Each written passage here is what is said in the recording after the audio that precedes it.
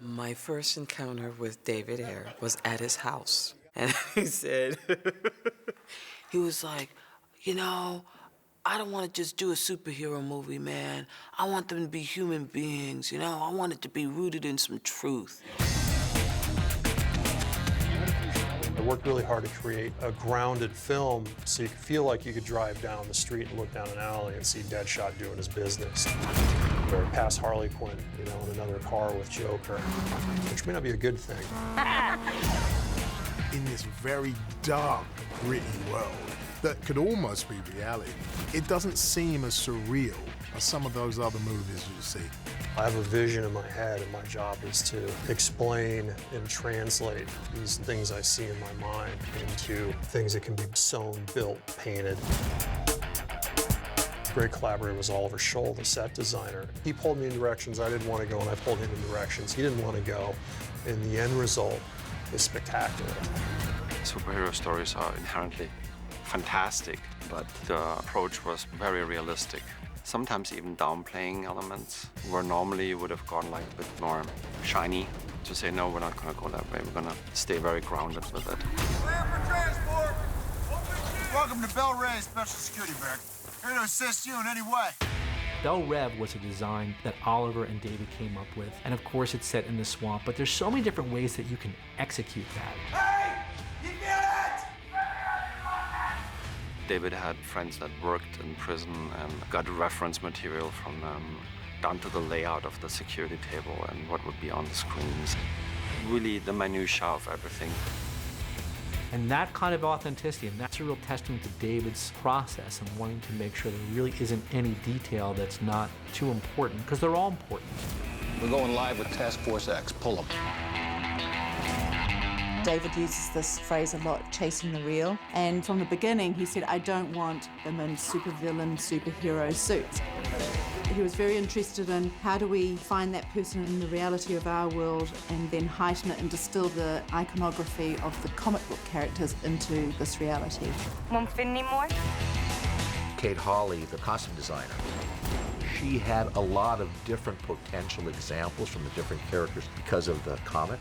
And it was really important for David to give them a sense of grittiness, so they had that sense that you could find them out on the street. I'm beautiful. Yeah, you are. There are so many intricate little nuances that people have spent a really long time working on and thinking about. So I appreciate the time they take, and all of it's incorporated into her costume, her hair, her makeup, her props. They're an incredible team. One of the guys that turned out to be a real treasure for me in the journey of putting this movie together is a gentleman by the name of Rob Couts, who's a Toronto tattoo artist. It was simply going to be, hey, help me come up with some tattoo ideas for these characters. But in working with him, in these conversations with him, that the characters sort of grew and evolved. A big part of what I do is listening to people, and I always search for keywords, whether it's a specific area or a time period or a color palette. But he's really keen on giving very specific keywords, but if it needs tweaking, he'll tell you specifically. Or he'll just get his hands dirty and he'll just do it. He'll make a little sketch because he knows what he likes and he knows what he doesn't like. Each tattoo on everybody has its own specific story. You know, there's Enchantress, who has these very specific tribal tattoos and hex signs and ancient magic runes from grimoires and things like that. Everything with its own specific sort of language and history. I mean, the process was kind of interesting. It started off with a little bit of tattoos, and they started growing. It was like everywhere. My entire body was covered with tattoos. And during sort of that process of trying to find the complete look of the character, I was like, yeah, the more I don't look like me, the better it's gonna be. Wait, what's that crap on your face? Does it wash off? I'm so scared people are gonna go get rotten tattooed on their cheek now. Yeah, girl, she got the glove. Oh, no. We all ended up giving each other tattoos. You want it traced or freehand? Freehand. Freehand. Here goes. Here we go, here we go. You want me to roll up with I'm your nervous. camera, Dave? It was like Harley's tattoo parlor. Like that size? Like that? Sure. All right, that's good enough. Yeah? Yeah. That's good. Yeah! Yeah. The wife. So, Wait, we gotta clean it. I think with the hands, adding Bending more? Yeah, like just some random surfaces or something. So, what is this? Oh yeah, that's yeah, that's good reach. The EAs, or these eyes of the adversary, are these beings, but what do these things look like? So we were really in the beginning kind of fumbling around, right? You throw stuff up on the wall and see what sticks. One day, David Ayer came in, he was like, God, I had this insane dream last night. And he took a marker and he went to the whiteboard and he started drawing. And he drew the craziest looking thing. It was this kind of humanoid figure, but it was a head covered with eyeballs. And he's like, that's what they look like. That drawing, after trying literally dozens of other designs, that's what we ended up going with.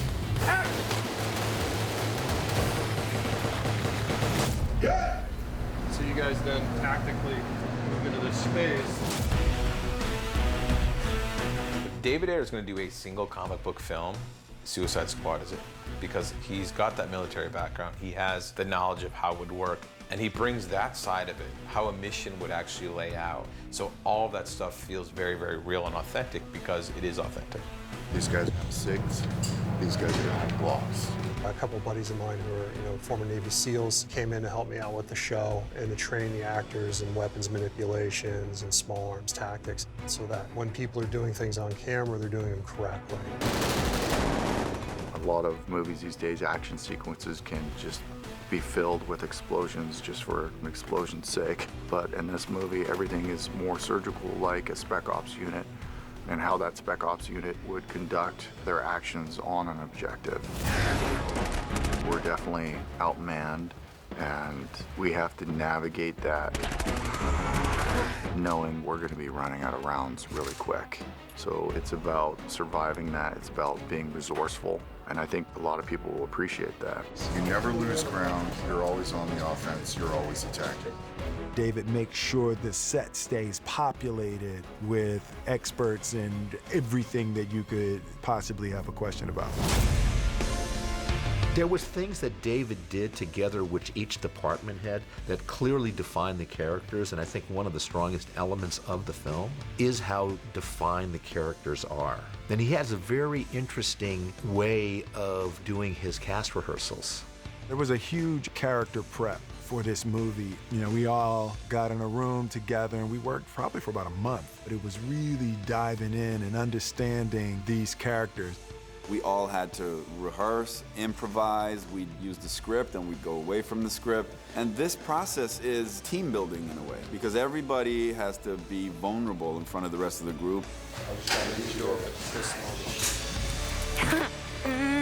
I knew you'd come through. And then at the end of all these ups and downs of the process you go through, you end up just having this insane trust. I'd do anything. I'd go in any direction in a scene that he told me to. I have a trust for him that I have never found in any other work relationship. When you see this guy coming, you start backing up. You can't rehearse too much because no matter how much you rehearse, it's still going to be a surprise on set. But that's where the magic comes from, and that's where you then get the freedom to start ad-libbing and adding the humor and adding the life, because now they're in character. Get them hands up! Hey, I'm cooperating. This is me being cool. Hold your fire! Taser! Hold your fire! The importance David gave that, again, is just unheard of, and that's why I think this movie has heart, because he cares about the characters. Let's shoot it. Let's do it. All right.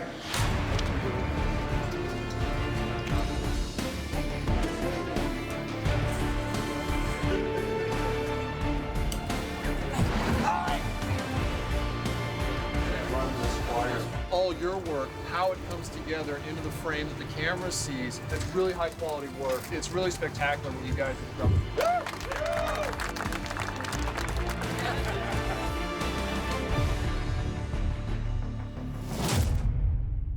You don't like that angle. The angle sucks, right? You wanted to cut a little more short. No, it's perfect. Okay. It's just an odd angle choice. That's terrible.